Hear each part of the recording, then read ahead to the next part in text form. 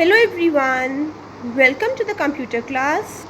Today we are going to continue chapter 2 encodings. In the previous class you have learned Mantissa exponent form of signed bit number representation and n-bit binary floating point notation. The objectives of my today's topic is you will learn normalizing a number according to IEEE 32-bit standard. Now, what is the full form of IEEE? Institute of Electrical and Electronics Engineers. I am repeating again, Institute of Electrical and Electronics Engineers. Students, please open your book at page number 77. Normalizing a number according to IEEE 32-bit standard. As we had already done normalizing to 16-bit memory representation, we assume that there should be a non-zero number on the left of the point. Similarly, in normalizing a number according to IEEE 32-bit standard, the first step is same. So, the Mantissa part assumes 1 on left of the point to increase 1 more bit of accuracy. This assumes the number to be non-zero. The default normalization does not assume this implicit 1 unless otherwise specified. 0 is represented by all zeros and is not normalized, or it cannot be normalized. So in order to avoid negative exponent values to an extent, the exponent is made biased. Then it means instead of 0, the value of the bias is 127. In the previous normalization, we assume any one non-zero digit towards the left of the decimal point. But in IEEE 32-bit standard, the notation becomes S multiply 1.m multiply 2 raised to power e plus bias. And bias value is 127. It means we are going to add this 127 to every exponent value. Here S is the sign of the number, M the Mantissa with 1 as its integer value, E the exponent, bias the biased value is 127. Let us consider the first example. Expressed minus 0.3125 in a binary floating point notation with IEEE 32-bit standard.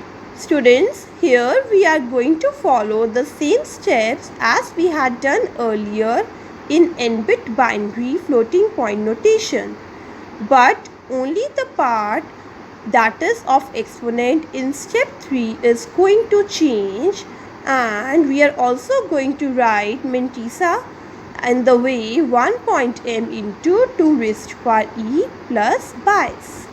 Step 1. Convert minus 0.3125 base 10 to binary. So here 0.3125 is 0.0101, and as here is the sign of negative, so we are going to put negative. Step 2. Relocate the point and write the Mantissa in the form 1.m into 2 raised to power e.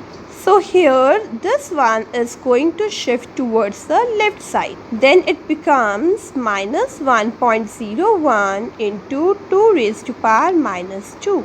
Why minus? Because we have shifted this decimal point towards the right side. Step 3. E is minus 2. The biased exponent will be minus 2 plus 127. Because in IEEE 32 standard, we have to do E plus bias. And value of bias is 127. Next step is to convert this exponent into binary form. So my answer is 1111101 base 2. In IEEE 32 standard, I want 8 bits of this exponent. Here we are having 7 bits, so I have added a leading 0 towards left hand side. So the answer is 0, 1, 1, 1, 1, 1, 0, 1 base 2. Now I have got S equals to 1, E is equals to 0, 1, 1, 1, 1, 1, 0, 1, M is equals to 1.01, and after this decimal there are how many bits? 23 bits. We are having 1 for sign bit, 8 bits for exponent and 23 bits for mantissa. Here notice that my mantissa is only 1.01. So I have added rest of the zeros in order to make it 23 bit length.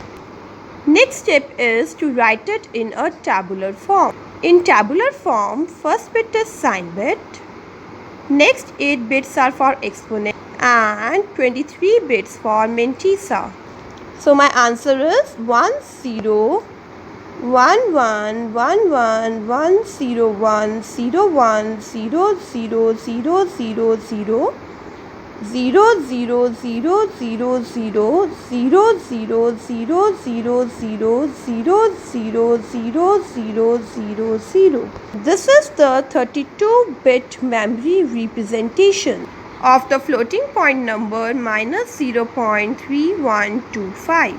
Note the bit significance for 32 bits: 1 for sign, 8 for exponent and 23 bits for mantissa. And for 64 bits, 1 for sign bit, 11 for exponent and 52 bits for mantissa.